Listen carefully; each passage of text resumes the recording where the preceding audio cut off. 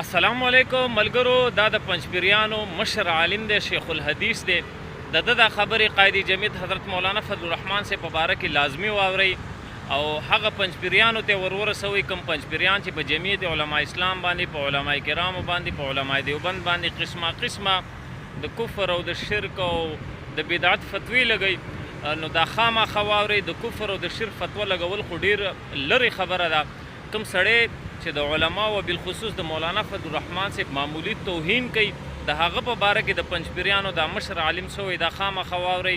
او که ویډیو هم خوښه شوه نو لازمي لایک او چینل در سره سبسکرایب کړئ. راځئ دې ویډیو طرف ته. بس مخکې شکل د فضل الرحمن دی، شاته د سپي شکل الله دې تباه کا،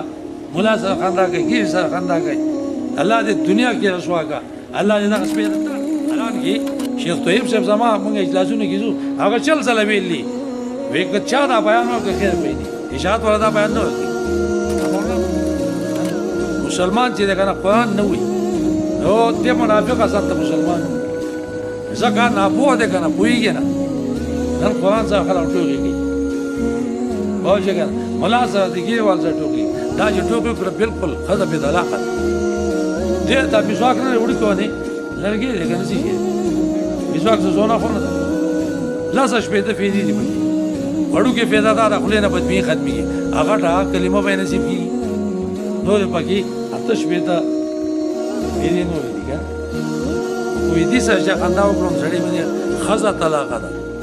مرتد دی سړی ځکه پیغمبر سنت دی په توهین وکړه، پس یې وکتله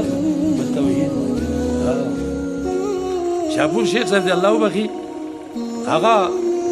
د شام یو مولي صاحب دی ناجوړه دی الله دې ورته صحت ورکړي، هغه ته یو ډیسي بد اخلاق وخوځوله، شیخ صاحب هلته راغی کېناست بټن کې ویزه نه زماسي سوچي دا ډیسي دغه شی دی بدل شی دی، ملا توهین دا خو د کفر او کافر شی دی. هغه بیا د شیخ صاحب وروڼه که نه کپتان صاحب بیا ټلیفون وکړي سپین دادا وي، هغه سړی موږ بدل کړه ویزه چې بدل کال کوي بدل شی نه زه نه پاسه پوه شو که نه. ملا نه پوهه په اسلام اوس څوک نه خفه کېږي، اوس ملا په دې خوشحالېږي چې دا یو ملا مخکې د امي دی بل ملا ته کنځل وي، فضل الرحمن مولي صاحب وکنځي بل وکنځي، غیر شوی دا فضل الرحمن اسلام کنځي بل راځه شیخ طیب کنځي که دا دا خلک دا د میډیا کې خوشحالېږي، دا یو سړی کافر کېږي د یې ځان ساته دا ټول خلک دا کې مبتلا دي.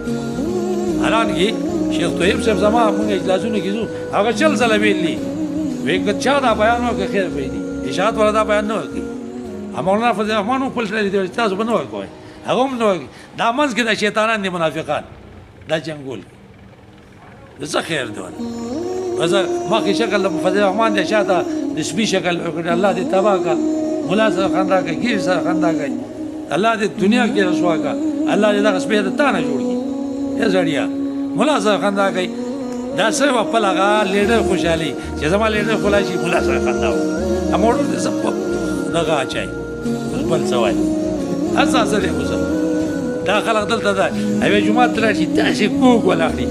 الله دې سټ کوږ کا خنزیره